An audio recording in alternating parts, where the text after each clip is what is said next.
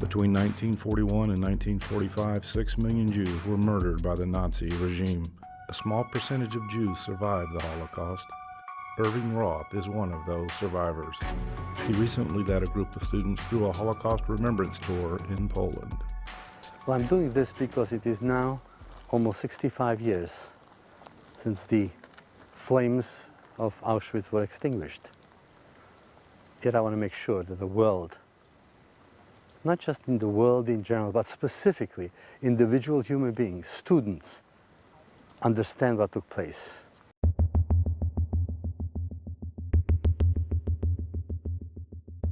I would just like to point out a couple of things here. One of them, if you see right here behind Avi, you're looking at the heating system. This is what provided heat.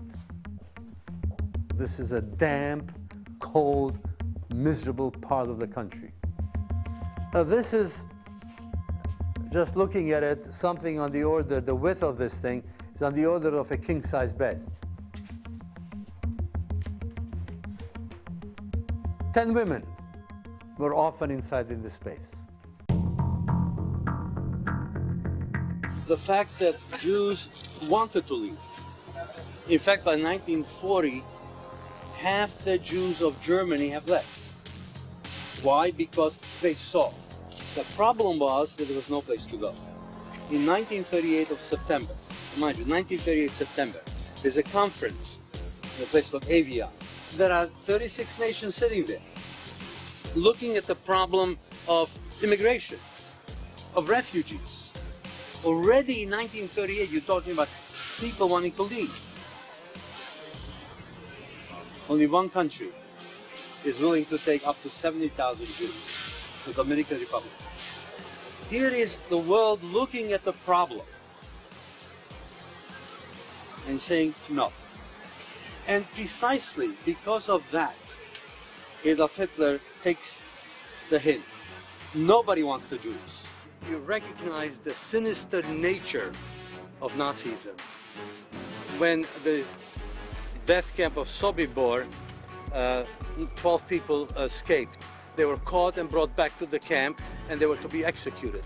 Whereupon Stengel, who was the commander, says to these 12 people, he says, I am very humane. I don't want you to die alone. Here are 600 people. Choose one for each one of you to die together. And obviously they spit in his face. He says, okay, I'll tell you what. Since you won't choose one, I will choose 5 for each one of you. Now what do? You choose one and play God, or 5 people are dead. The facade was there to the limit, the last minute. In fact, when the selection took place and people who are going to die are then, or I shouldn't say die, wrong word, murdered,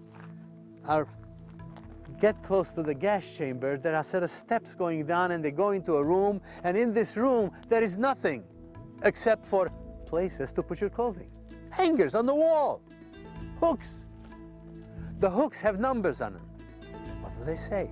Make sure you remember the number of the hook that you put your clothing on, so that when you come back, a tall person won't take a short person's clothing. Make sure you tie your shoes together in some way, because you don't want a mismatched pair. And as they turn around, what do they see? A sign above a door, bathhouse. And so they walk in. They're given a bar of soap. There are shower heads in the ceiling. All that to ensure that there is no panic. And you would think that the people who volunteer for this kind of stuff were some wild animals. There were farmers and there were doctors. There were teachers and there were lawyers. Ordinary men. And that's the frightening part. Ordinary men like you and I perpetrated these crimes, these heinous crimes, because they were taught that I was not a human being. I as an individual and I as a group was a demon. And you hear it long enough, the other person becomes a demon. And that's the ultimate danger of propaganda. That's the ultimate danger of education without morality.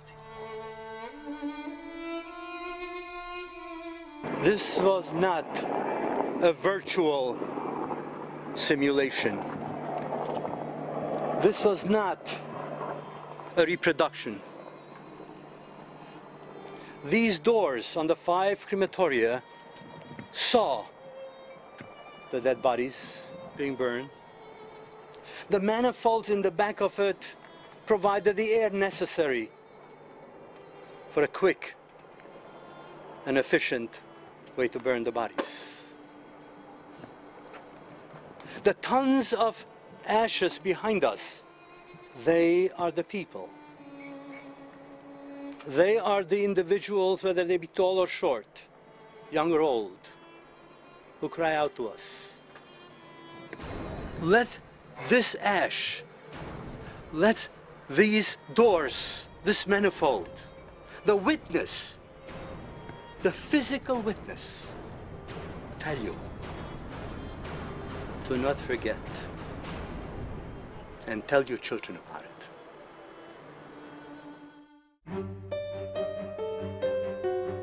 I was standing there on the ramp over there where the trains were unloaded, the boxcars were unloaded, and the prisoners helped other people get off the trains. I thought of my own family, my brother, my mom, my dad, my grandparents being taken off the train too, and being examined to see if they were too old, too sick to keep living or not.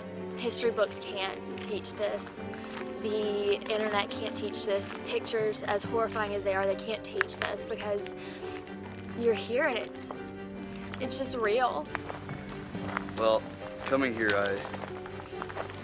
I was heavy, came in with a heavy heart, and leaving here, I leave with an even greater burden, I feel like.